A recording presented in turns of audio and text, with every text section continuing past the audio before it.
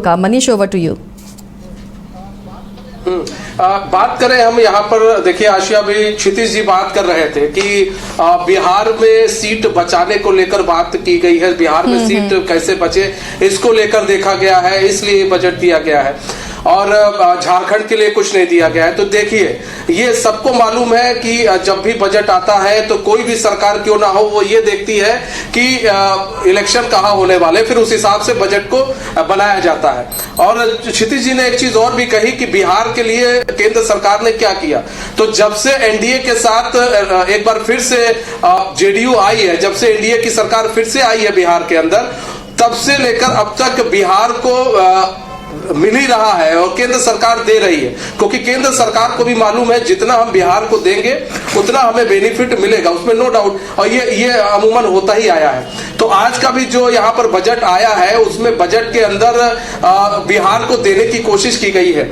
लेकिन अब इसको आरजेडी को भी समझना होगा कि अगर युवाओं के लिए कुछ हो रहा है, अगर किसानों के लिए कुछ हो रहा है, तो उसमें स्वागत भी कभी कभार कर देने से कोई दिक्कत नहीं होती है। लेकिन यहाँ पर हम बात करें मनोज जी, यहाँ पर कहा जा रहा है कि बिहार को फोकस इसलिए किया गया क्योंकि यहाँ पर इलेक्शन है।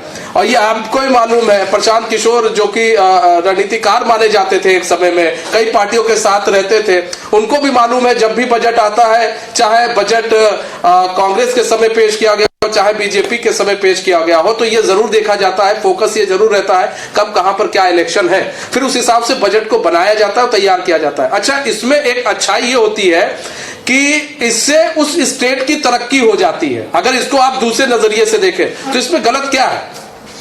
नहीं, इसमें गलत क्या नहीं, कुछ नहीं है। अगर हमारे स्टेट को कुछ एक्स्ट्रा मिल रहा है उसको डेवलपमेंट करने के लिए बात सही है। बात यहाँ पे वो नहीं है कितना मिल रहा है, बात ये है कि इसका इम्प्लीमेंटेशन क्यों नहीं सही से हो पा रहा है। दूसरी बात की बात आप कर, क्योंकि अर्थशास्त्री भी हैं, शायद संजय जी हैं जुड़े हुए।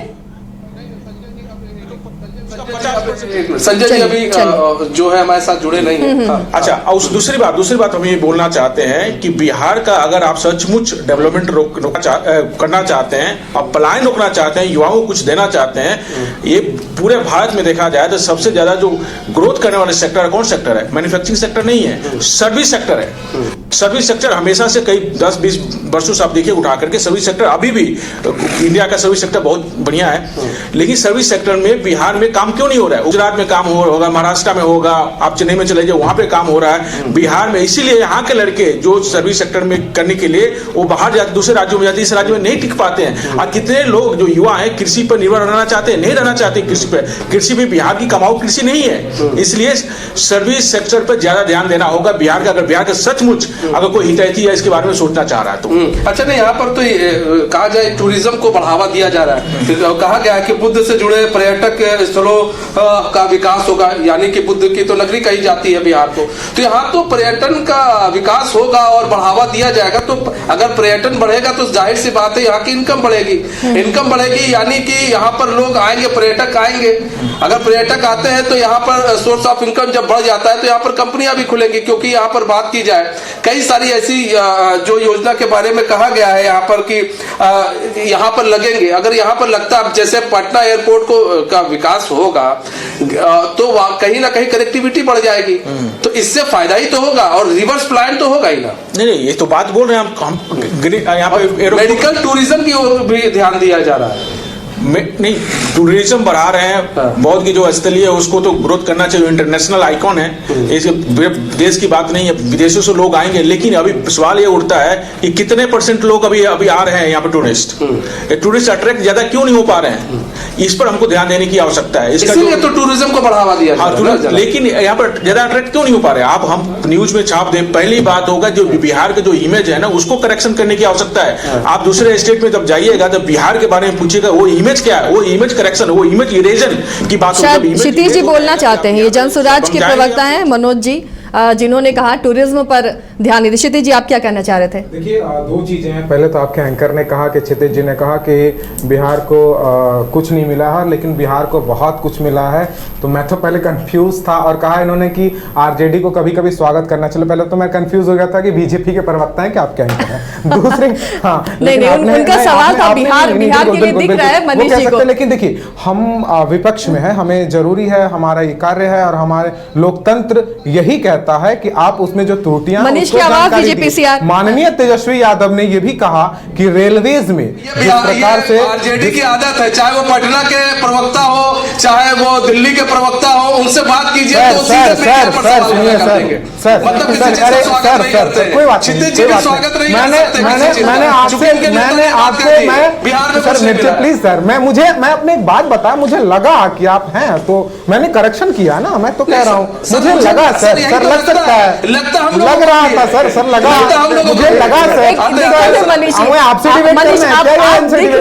आप दिख नहीं रहे क्षितिज जी को, ये बड़ी दिक्कत है, शायद इसलिए उन्होंने प्रवक्ता समझा। मुझे लगा ऐसा, और आपने कोट किया। तो देखिए, हमने ये कहा था कि हमने साथ में ये भी जोड़ा कि आप बताइए कि पहले जो विशेष पैकेज दिया गया था, उससे जिस प्रकार से उसे दिखाया गया कि बिहार का पूरा कायाकल्प हो जाएगा, तो उस विशेष पैकेज का क्या बेनिफिट उठा पाया बिहार? वहां के जो क्योंकि डबल इंजन की सरकार बोली जा रही है, तो उससे क्या फायदा उठाया जा रहा है? मैंने इस पे सवाल उठाया था, मैंने ये नहीं कहा था कुछ। तो मैं ये कह रहा था, और आपने कहा कि आरजेडी को स्वागत करना, वो हमें तय करना है, हमें क्या स्वागत करना है, क्या नहीं करना है। क्षितिज जी को ये पता नहीं है, क्षितिज जी को ये पता नहीं है कि वो आरजेडी के सरकार यहाँ खुद बिहार में चलाए हैं। और आज पटना जो शहर है, जिस शहर की बात हो रही है अभी, वो सेकंड इंदौर है इंडिया में। जिस विषय पटना का बात कर रहे हैं, पटना का बिहार का, पटना में कम से कम बिहार और पटने में जो जंगल राज आपने कहा, वो जो असली जंगल राज है, वो बिहार और पटना का हम खोल दें क्या? अभी उतना समय नहीं है, बजट पर चर्चा है, एक दिन आइएगा, एक दिन हमें बुलाइएगा, हम दोनों मिलकर के चर्चा कर लेंगे। पटना और बिहार का क्या हालत है सर, हमें पता है सर, हम देखते हैं सर, हमें पता है सर, आप हमें स्थिति है बिहार पटना का बात हमें बता रहे हैं, बिहार पटना का बात बता रहे हैं, बिहार पटना का बात बता रहे हैं, हमें पता है बिहार का क्या गली कोई खोजी कोई जगह नहीं है जहां रोड नहीं पहुंचा है। हमने दूसरी चीज है, बिल्कुल बताइए, हमने देखा है कि कैसे पानी हमारे युवाओं पे कैसे लाठी चार्ज हुआ है, हमने देखा है वो लाठी किसी अपराधी से नहीं चलता है सर, वो बिहार में किसी अपराधी का लाठी नहीं चल रहा सर, युवाओं का लाठी चल रहा है, हमें पता है सर, हमें मत बताइए सर, हमने देखा है सर, हमने देखा है आपके सुशासन को हमने देखा है सर, पूरे बिहार में देखा है। क्षितिज जी सुशासन पर बाद में बात करेंगे। विपिन जी थोड़ा रुकिए। क्षितिज जी, सुशासन पर चर्चा के लिए किसी दिन और हम टॉपिक रखेंगे, उस पर बात करेंगे। चलिए।